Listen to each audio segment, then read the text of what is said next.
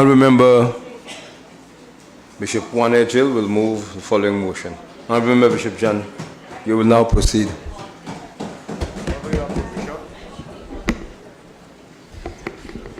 Thank you very much, Mr. Speaker.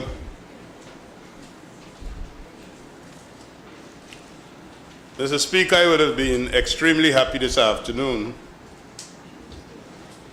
if, as a member of this House, I was rising to commend our leaders for developing the culture of consensus, which would have seen in another few months the realization of a very significant project which would have reduced the cost of electricity in Guyana by at least 50%.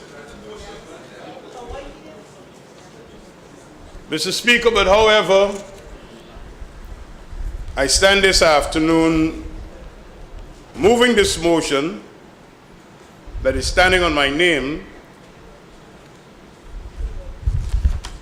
really, sir, seeking to get clarity on where we are going as a nation as it relates to this issue of electricity and energy generation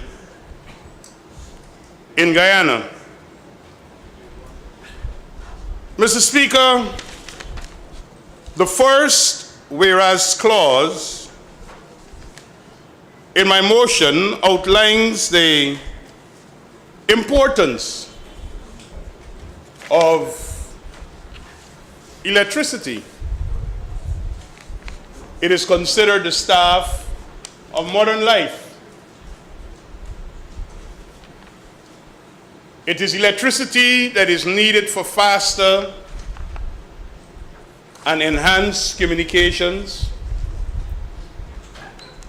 Electricity is needed to advance learning. It is needed for production and productivity.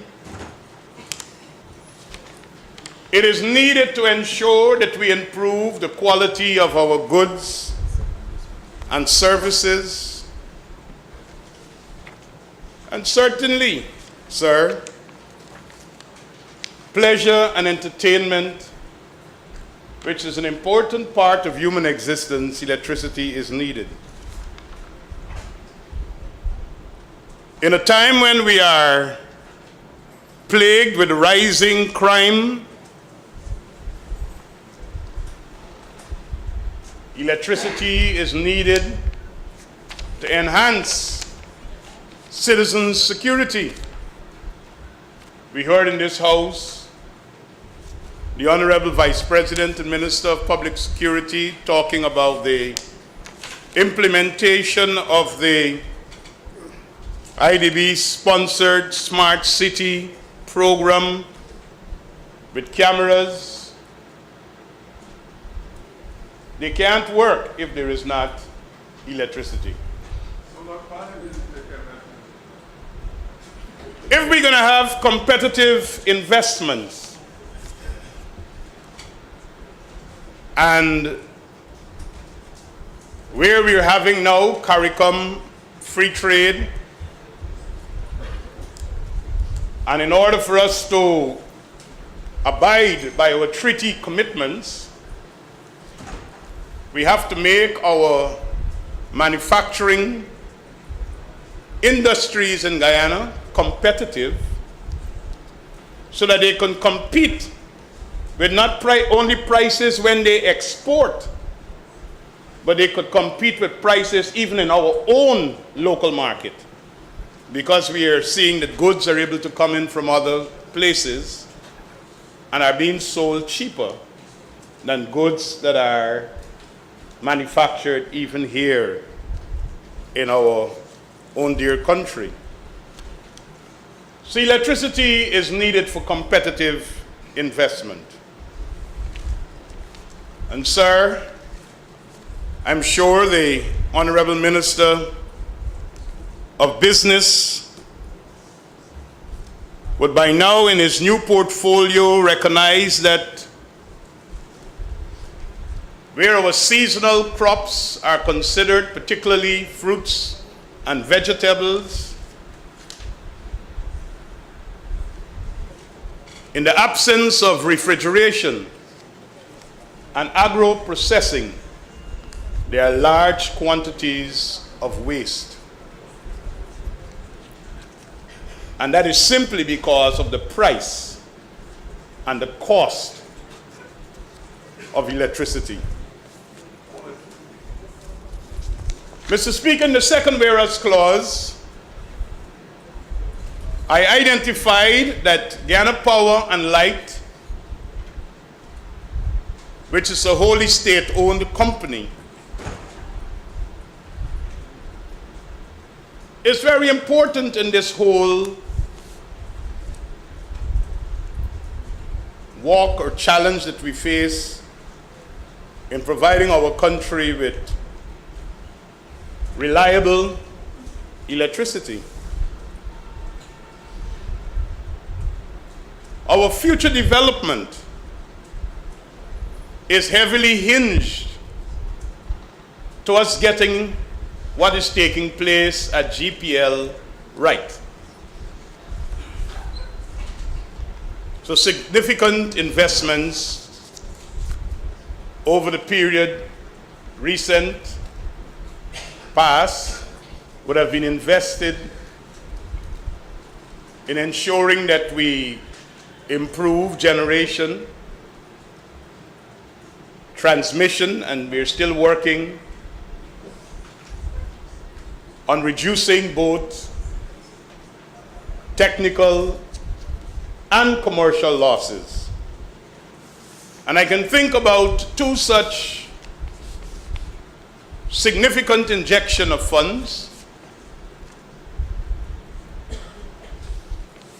The almost 39 million US dollars from the China Exim Bank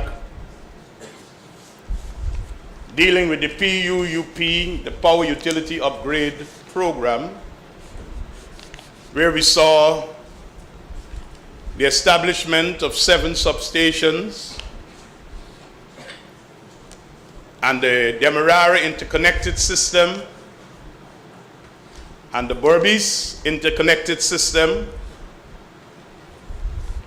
with the optical communication capacity to control what is happening across the country from a centralized location, all in a march to ensure that this dream of reliable electricity is realized. Mr. Speaker, I am happy to know that we have increased capacity from 1992 from about 30 megawatts, serving about 77,000 households. And we would have improved that to about 140 megawatts, serving about 188,000 households to date. So while there have been investments and there have been expansions, all of this is happening at significant cost. And many times, the unscheduled and intermittent blackouts would have had significant impact even on the commercial sector. And one of the things that must be noted, sir, is that the capital investment costs in every commercial enterprise in this country has had a significant portion attached to redundant power or standby power. So whether it's the major beverage producers, the poultry farmer, whether it's the businesses that offer entertainment, whether for children or adults, they have had to put in place significant capital investments to keep their business going because of the lack of reliable electricity. Mr. Speaker, when there is blackouts, not only are we not having lights and the conveniences that people are accustomed to enjoying, but there's significant impact on even the water supply. More than that, sir, oftentimes people end up with damaged equipment. And Mr. Speaker, on this point, I think more needs to be done and more advocacy needs to be done. Because with these high voltage fluctuations and these sudden power surges, when electricity is restored and people lose their refrigerator, or their fans are burnt, or other household items are damaged, they must know that they can have their matters and concerns addressed, that there is a Public Utilities Commission in place to adjudicate and to deal with such matters. It's the law, and people should be seeking to make use of that, because people should no longer sit quietly and suffer these uncalled for and unexpected damages to their household appliances. Mr. Speaker, what is more alarming is that neither GPL, whether it's its management or its board, or the government through their various spokespersons, has really offered any acceptable explanation. Or have they really outlined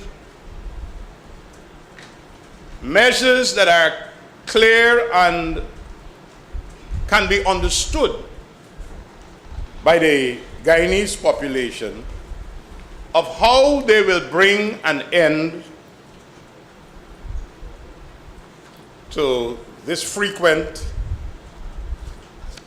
and unscheduled power outages?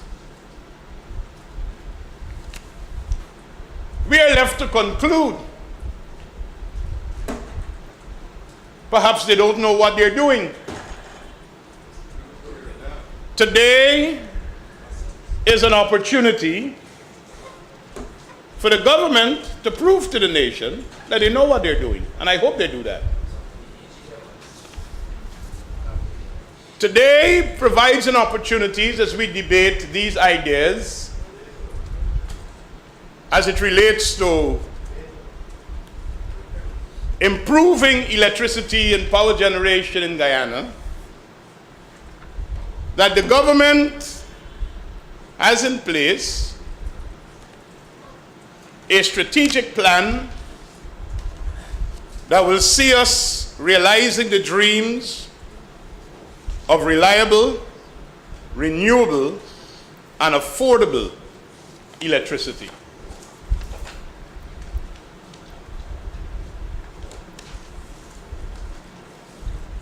This motion, sir, seems to address the frustrations of the Guyanese people, because their suffering, sir, is unbearable. We don't want to get back to the days of 3-week blackouts. We have seen the people of the Essequibo Coast days without electricity. We have seen the residents of Bartica days without electricity. We have seen the people in Region 5 having powers for 2 hours, and then it is taken for 6 and 7 hours,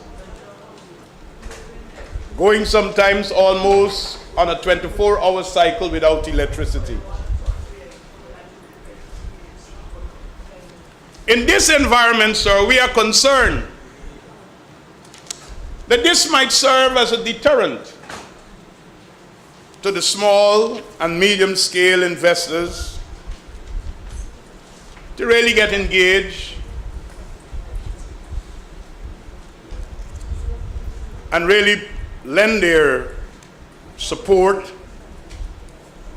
and play their role in the scheme of development of our country. Mr. Speaker, any government or any administration that is serious about economic development must pay attention to electricity. Must. It's a must. You cannot have serious economic development without energy.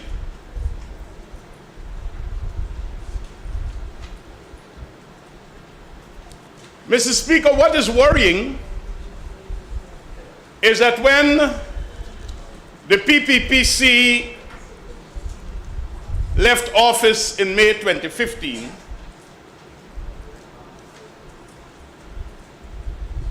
between a loan and grant arrangements coming from the IDB and the EU,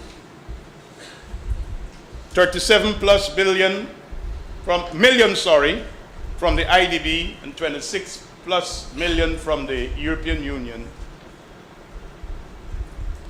we are still yet to see the adequate, proper utilization of these funds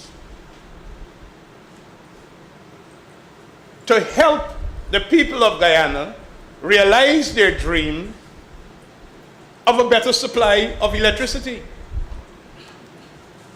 After 9-month delay,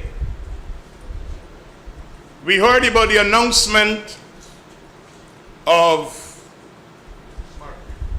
an award of a contract for the smart meters, which is now practically on hold because it is being examined by the Office of Integrity at the IDB. Allegations of corruption in the evaluation and award of this contract has been leveled against those concerned. Monies mobilized by the PPPC administration for the benefit of the people of Guyana not being able to be utilized, having had to wait 9 months, and after that period, serious allegations are being raised.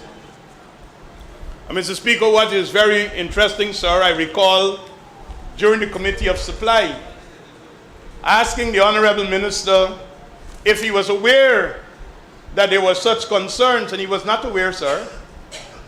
But the matter is now before the IDB Office of Integrity. The Minister was not aware. And that tells how close to the sector the Minister is and how aware he is of what is happening. Mr. Speaker, what is more worrying is that the government, through our head of state, would have made commitments that we will achieve 100% clean energy by 2025.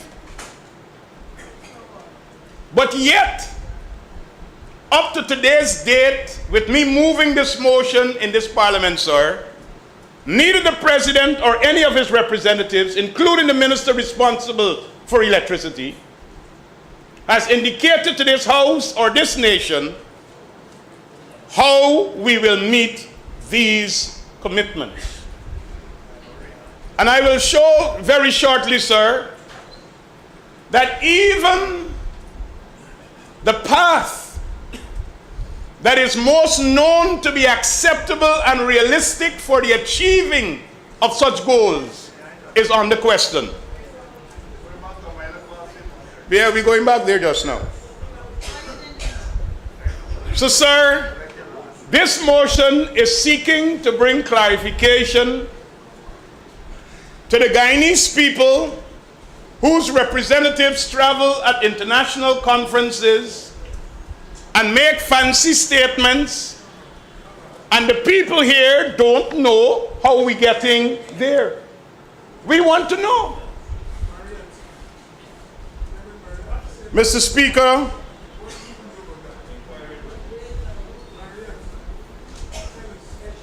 we cannot continue to accept the excuse that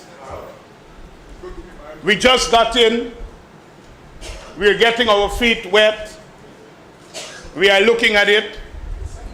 We're approaching 2 years. We are approaching 2 years. And we don't yet have a strategy for this sector, sir.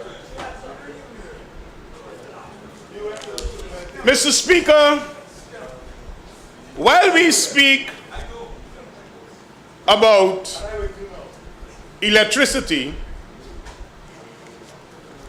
it would be useful for me to also indicate that apart from us working on the development of the national grid, expanding it, the hinterland household electrification program was implemented.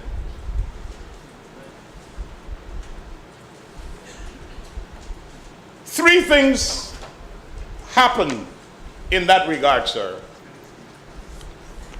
There was the establishment of what we might want to call mini grids, places like Madhya, Letem, Port Kaituma, and we could name others. Some of them benefit from provisions in our budget. Then we worked with Amerindian communities and established mini grids in those Amerindian communities, to name it two, St. Cuthbert's and Oriala Siparuta, because of how the people lived. And thirdly, sir, where there was a challenge as it relates to the distance to carry transmission lines, there was the acquisition of household solar units, more commonly known as the PV units.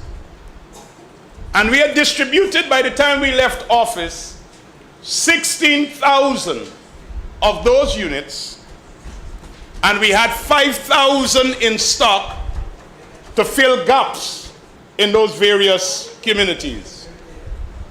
Sir, I recall asking a question to the Honorable Minister of State as it relates to the distribution of the remaining household solar units to Amerindian communities. And he indicated to this House, sir, that they will be used at the Ministry of the Presidency and at the State House. We were championing, sir, reducing the gap that existed between rural and urban. We were championing the cause, sir, of reducing the gap that existed between hinterland and coastland by ensuring that our Amerindian brothers and sisters and the indigenous people and those who choose to move to the hinterland to live benefited from this essential electricity. We are worried about what is happening there. Mr. Speaker, I have asked in this House that the Honorable Minister responsible for electricity bring to this House the IDB-sponsored energy mix study that we could know and we could all be aware of what are the recommendations as it relates to that mix of energy to satisfy our needs: wind, solar, hydro, fossil fuels, biofuels, ethanol, and other forms of generating electricity. Up until now, sir, we don't have that. Mr. Speaker, I'm aware that my original motion that was presented to you, sir, was amended. But I believe, sir, that there was a mistake that was made. Because, sir, the last further be it resolved clause, I suspect, was accidentally omitted. And, sir, because I have that belief that it was accidentally omitted, I plan to ask that this motion be amended to include that further be it resolved clause that was originally submitted, sir, which will read, be it further resolved that the government table the NORConsult report on the feasibility fact-based assessment of the Amalia Falls hydropower project, the IDB-sponsored energy mix study, and all other studies relating to wind, solar, hydro, ethanol, biofuels, and any other form of energy potentials within 2 weeks, and sent to a parliamentary special select committee to scrutinize and return to the National Assembly with recommendations within 2 months. So, sir, while I make this in my presentation, I'm also asking, sir, that this clause, which I believe was accidentally omitted, be restored to the motion, sir, because this is calling for specific action. And I couldn't believe that a clause of this nature asking for specific action would be amended from a motion that is presented by an honorable member. Mr. Speaker, as we debate this tonight, sir,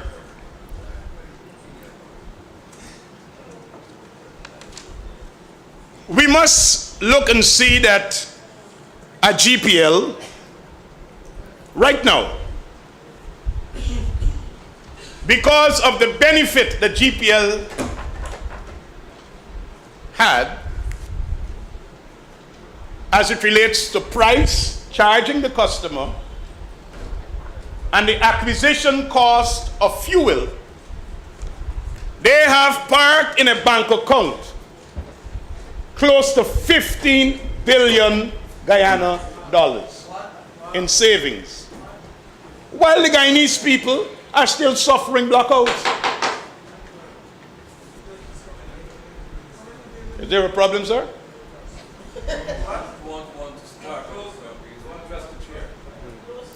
Oh. Mr. Speaker,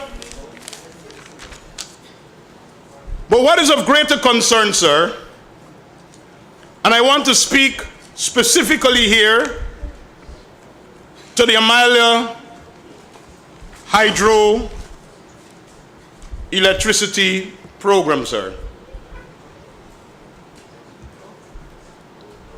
This motion, sir, in the amendment that I'm asking to be restored, is asking for the tabling of the NORConsult report. But you are aware, sir, that the Norconsult report has been publicized, and there are a number of comments that needs to be made.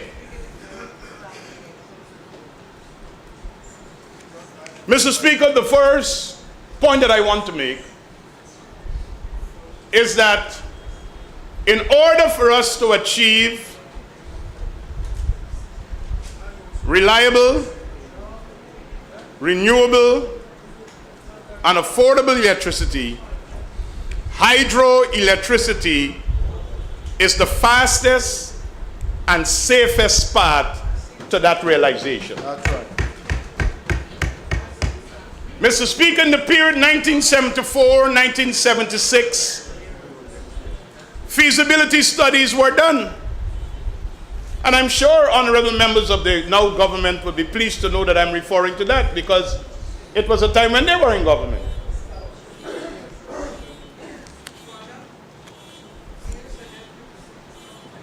The PPPC administration picked up those documents and those feasibility studies. And now, sir, what is clear, that out of all of the options that are available and all of the sites that are available, and we have heard the Honorable Minister of Public Infrastructure speaking at different times, saying different things, but there are how many sites and all the rest of it. We're talking about what is feasible, what is doable, and what will bring solution to our problems. Amalia is the preferred site to bring to the Guyanese people affordable, renewable, and cheap electricity. Amalia. And this evening, in this debate, I will expect to hear from the government what they plan to do with Amalia. The third thing, sir, that I would like to establish here, it is clear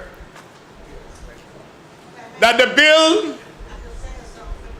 own, operate, and transfer, or the boot model, was the best model for the development of our hydro power potentials in Guyana. As a matter of fact, sir, we, at 2017, today's date, we would have been just mere months away from realizing that dream. Mr. Speaker, we would not have been spending a cent of taxpayers' money. Not 1 cent. The model that was presented to the government, who were in opposition at the time, the model which the Norconsult consultants reviewed, confirmed that the $80 million that we would have earned from Norway, which was at the World Bank, now sitting in the IDB, would have been used as equity. And sir, what is also clear is that in 20 years, we would have saved $3 billion plus US dollars, which is more than 600 billion Guyana dollars. That is what we would have been saving, sir. That is what we would have been saving. So, Mr. Speaker, this motion tonight, sir, is to bring definition. Where are we going?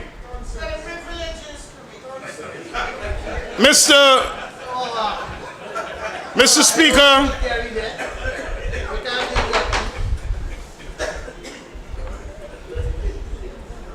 the next thing that needs to be carefully establish as it relates to a milder, sir, is that the opposition leader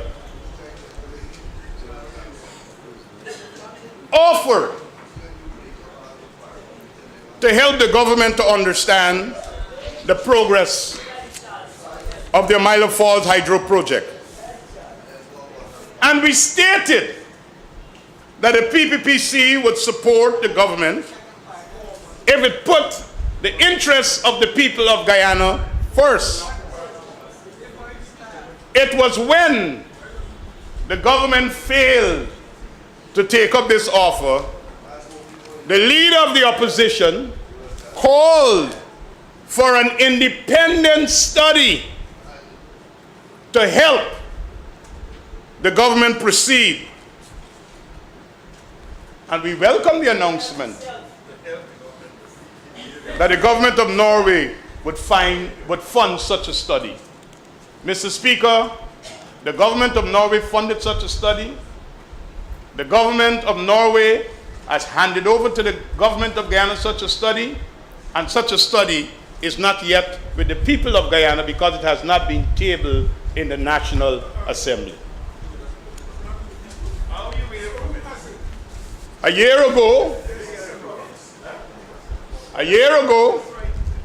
Minister Trotman said the study would be ready by May of 2016.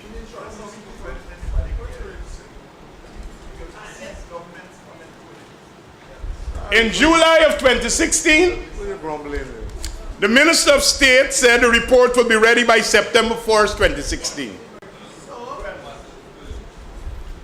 Then not so long ago, that we heard that the government will release this study in January 2017. We are in January 2017, and the study is still not released. We got a day more. But sir, we are calling. Order.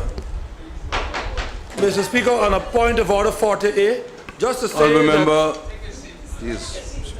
to say that the government of Guyana released the study openly, which will be quoted from in January of 2017. Thank you, sir. I thank the Honourable Minister for his statement.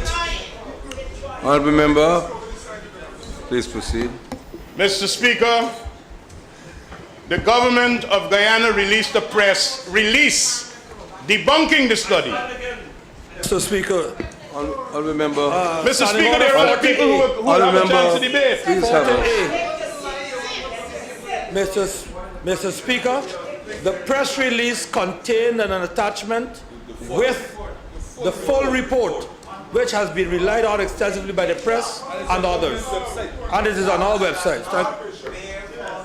I thank the Honourable Minister. Keep quiet. You're the last person Honourable to speak Member. about that. Honourable Member, Mr. Edghill, Yes. you may continue your presentation, taking note of what the Honourable Member, Minister Trotman, said. Mr. Speaker, I insist. It might be the inconvenient truth. It might be the inconvenient truth, but such a study is not with this National Assembly.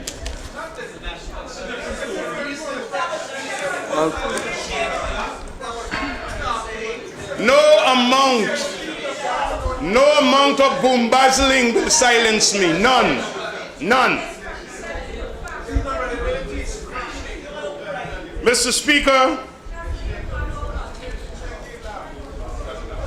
the issue that we have to deal with here, sir,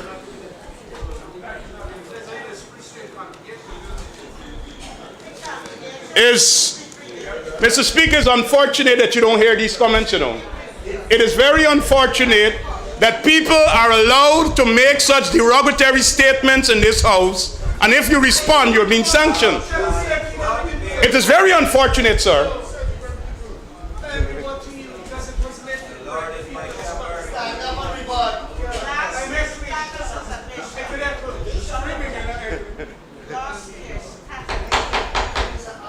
to bring some calm there.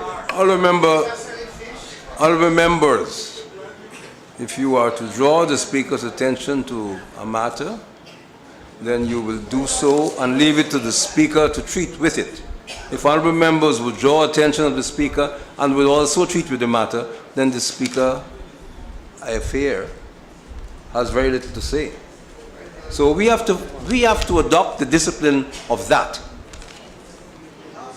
We cannot have a result that we want if we continue to ignore the rules by which we are in this House.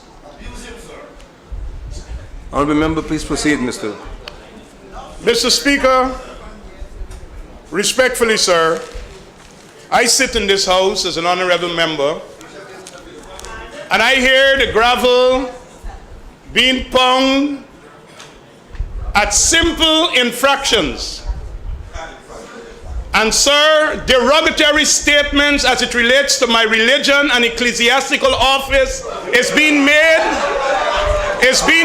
in this House at the hearing of members of the media, which is not far away from the Speaker, and I have to be bringing it to the Speaker's attention. And I strongly protest that this afternoon, sir. I strongly protest that. It must come to an end.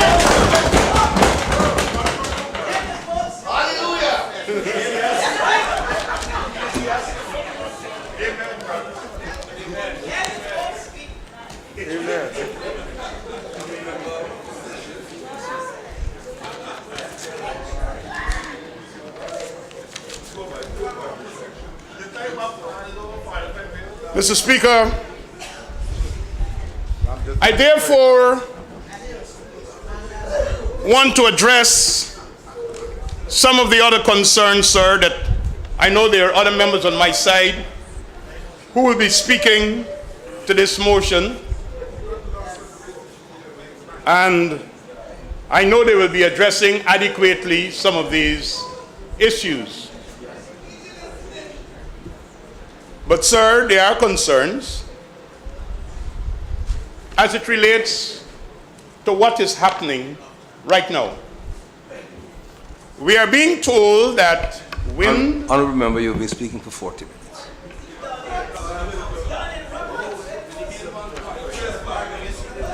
Mr. Speaker, we have been told that wind is being offered as an alternative to fossil fuels. But any careful study and reading of wind farms and solar would tell you that the recommended base load to the national grid should not exceed 20%. Because the reality is, solar only offers about 4 hours per day in what I believe they call it in their language dispatchability, total power that goes to the grid from solar. And even with the introduction of wind, sir, you still have to put in redundant power, either the supplier or GPL itself would have to have redundant power. Because if you put in 25 megawatts of wind power, your capacity really on average will be about 10 megawatts. So you'll have to have a 10 megawatt spinning engine to deal with drops in supply and the fluctuations that take place. Sir, what is more interesting is that when we heard about the announcement of the proposed power purchase agreement of buying electricity from wind farm, this was done without any public procurement. But yet, sir, when we were attacked on a milo, sir, we were told that a milo was done in secrecy, which was contrary to the fact Amila benefited from competitive bidding, and even the Norconsult report that is now circulating indicates that there was competitive bidding for Amila. There was competitive bidding for Amila. So, Mr. Speaker, the whole approach to how we are going to solve our electricity needs must be done in an open and transparent manner. It cannot be left to a few people in a boardroom to decide. I have noticed, sir, that even the chairman of GPL, as reported in yesterday's daily Kaichor News, indicated that GPL will be moving from public procurement to selective procurement. That is what was quoted, sir. So these are very troubling signs. And the intent of this motion, sir, is that we expect that the government would unveil its long-term strategy for this sector. And we would expect, sir, that in the formulating of that long-term strategy, it will engage a process of consultation. And we would like to see this being done without further delay. And since we are aware, sir, that there are a number of studies and documents that are in the possession of the government, we're asking to facilitate that public consultation and that public engagement, the tabling of the Amila, the feasibility study from the Norconsult people on the feasibility fact-based assessment of Amila. We're asking for the tabling of the IDB-sponsored energy mix study. We're asking, sir, for all other studies. We're hearing about ethanol, and we're hearing about wind farms. We'd like to see the studies. We'd like to see the studies as it relates to solar and biofuels and all other forms of electricity, so that we will have a comprehensive strategy of how we are solving Guyana's electricity and energy needs, and how we're going to achieve this goal of 100% renewable energy by 2025. Thank you very much, sir.